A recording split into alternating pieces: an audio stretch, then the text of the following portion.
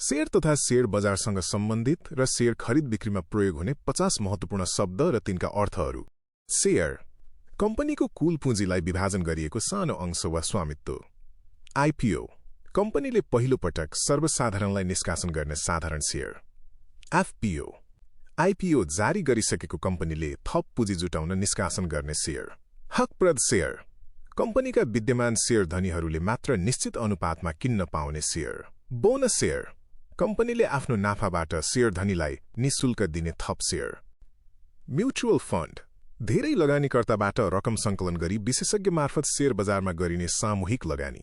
ऋणपत्र डिबेन्चर निश्चित ब्याजदर दिने शर्तमा कम्पनीले सर्वसाधारणबाट उठाएको ऋण। संस्थापक शेयर प्रमोटर शेयर कम्पनी स्थापना गर्ने व्यक्ति वा संस्थाहरूको नाममा रहेको सुरुवाती शेयर। साधारण शेयर अर्डिनरी शेयर सर्वसाधारण लगानीकर्ताले खरिद बिक्री गर्न सक्ने सामान्य शेयर। डिम्याट खाता डिमट अकाउन्ट विद्युतीय रूपमा शेयर जम्मा गर्ने र सुरक्षित राख्ने खाता। म्यारो शेयर घरमै बसेर आइपीओ भर्न र आफ्नो शेयर विवरण हेर्न प्रयोग गरिने अनलाइन प्रणाली। अक्सन शेयर अक्सन शेयर बिक्री नभएको हकप्रद शेयरलाई बडाबड मूल्यमा लिलामी गरिने प्रक्रिया। प्राथमिक बजार प्राइमरी मार्केट नयाँ शेयर आइपीओ बाई एफपीओ निष्कासन हुने र खरिद गरिने बजार। दोस्रो बजार सेकेन्डरी मार्केट नेप्सेमा सूचीकृत भइसकेका शेयरहरूको खरिद बिक्री हुने बजार।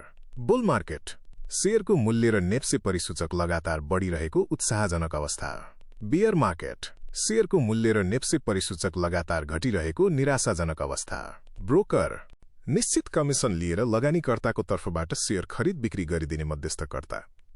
टीएमएस दोस्रो बजारमा आफै शेयर खरिद बिक्री गर्न ब्रोकर मार्फत पाइने अनलाइन ट्रेडिङ खाता। बिड प्राइस खरिदकर्ताले शेयर किन्न चाहेको अधिकतम मूल्य। आस्क प्राइस विक्रेताले शेयर बेच्न चाहेको न्यूनतम मूल्य। भोलुम निश्चित दिन वा समयभित्र कारोबार भएको कुल शेयर संख्या वा रकम। सर्किट ब्रेकर बजार धेरै घट्न वा बढ्न नदिन केही समयका लागि कारोबार रोक्ने प्रणाली। ब्लू चिप कम्पनी लगातार राम्रो लाभांश दिने र आर्थिक रूपमा निकै बलियो कम्पनी। स्टप लस थप घाटा हुन नदिन निश्चित मूल्यमा पुगेपछि शेयर बेच्ने रणनीति। एभरेजिङ आफूले किनेको शेयरको मूल्य घट्दा थप किनेर औसत लागत मूल्य कम गर्ने काम। होल्डिङ किनेको शेयरलाई नाफा नआएसम्म नबेची लामो समयसम्म राख्ने काम।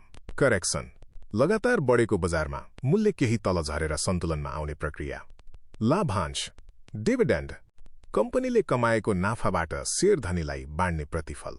नगद लाभांश क्याश डिभिडेन्ड शेयर धनीलाई नाफाको रूपमा बैंक खातामै दिइने नगद रकम। ईपीएस कम्पनीले एक किता शेयर बराबर एक वर्षमा कमाएको खुद नाफा प्रति शेयर आम्दानी। पीई रेसियो 1 रुपियाँ कमाउन लगानीकर्ताले कति गुणा बढी मूल्य तिरिरहेका छन् भन्ने मापन। नेटवर्थ कम्पनीको कुल सम्पत्तिबाट कुल दायित्व ऋण घटाउँदा बाँकी रहने प्रति शेयर मूल्य। अंकित मूल्य फेस भ्याल्यू शेयरको सुरुवाती दर्ता मूल्य नेपालमा प्रायः 100 रुपियाँ। बजार मूल्य मार्केट प्राइस दोस्रो बजारमा हाल खरिद बिक्री भइरहेको शेयरको प्रत्यक्ष मूल्य। चुक्ता पुँजी पेड अप क्यापिटल शेयर धनीहरूले कम्पनीलाई पूर्ण रूपमा चुक्ता गरिसकेको कुल रकम। बजार पुँजीकरण मार्केट क्याप कम्पनीको कुल शेयर संख्यालाई हालको बजार मूल्यले गुणन गर्दा आउने कुल रकम। आधार मूल्य बेस प्राइस नयाँ कम्पनी सूचीकृत भएपछि कारोबार सुरु हुनु अघि तोकिने सन्दर्भ मूल्य। पोर्टफोलियो लगानीकर्ताले खरिद गरेर राखेका विभिन्न कम्पनीका शेयरहरूको सङ्गालो वा सूची। नेप्से नेपालको एकमात्र शेयर कारोबार हुने आधिकारिक बजार नेपाल स्टक एक्सचेन्ज सेबोन। नेपालको समग्र शेयर बजारलाई नियमन र नियन्त्रण गर्ने निकाय नेपाल धितोपत्र बोर्ड।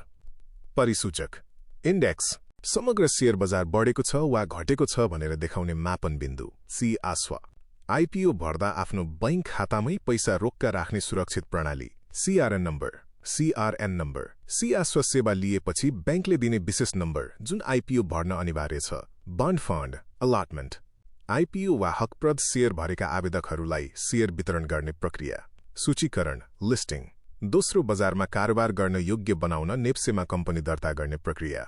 बिक्री प्रबन्धक इस्यु म्यानेजर कम्पनीको तर्फबाट आइपीओ निष्कासन र बाँडफाँडको सम्पूर्ण काम गरिदिने संस्था। बुक क्लोज लाभांश पाउन वा साधारण सभामा भाग लिन योग्य शेयर धनी तय गरिने अन्तिम मिति। वार्षिक साधारण सभा एजीएम कम्पनीको प्रगति र लाभांश पारित गर्न शेयर धनीहरूको प्रत्येक वर्ष बस्ने मुख्य बैठक। पुँजीगत लाभ कर क्यापिटल गेन ट्याक्स शेयर बेचेर कमाएको नाफामा सरकारलाई तिर्नुपर्ने कर हाल 5% वा 7.5%।